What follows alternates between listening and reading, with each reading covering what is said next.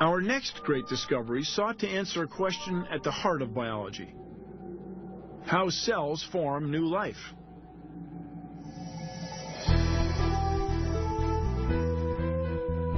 You know, in the course of human events, this is all pretty recent, right? Yes.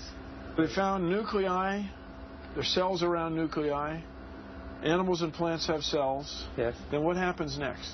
Well, after a gap of some 30 years or so, people began to see cells dividing. Cell division is the process that the cell of a plant or an animal goes through to duplicate itself.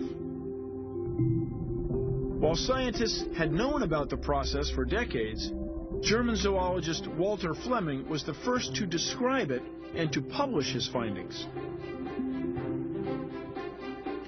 And his book was published in 1881. This book was momentous and extremely important in the history of cell biology because Flemming described cell division in a way which would be acceptable in a modern journal.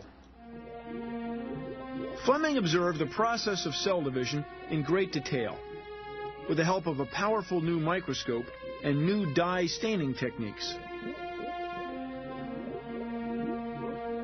With these innovations, he was able to identify structures that later were named chromosomes.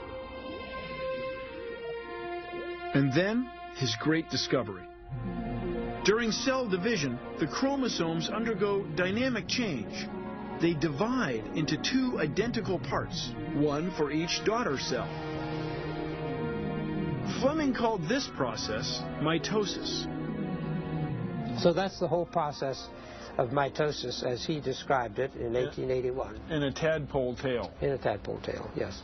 And he knew to go to the tail because the tail is growing, or the back end of a tadpole, there's a lot going on. Exactly, yes. He knew that if you're going to see cell division in detail, sorry for the pun. I like the pun. Kooky for the pun. Then that was one of the places to look.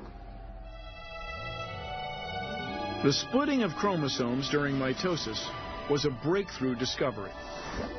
It opened the door for scientists to begin understanding how one cell can turn into a complex organism made of many interacting cells.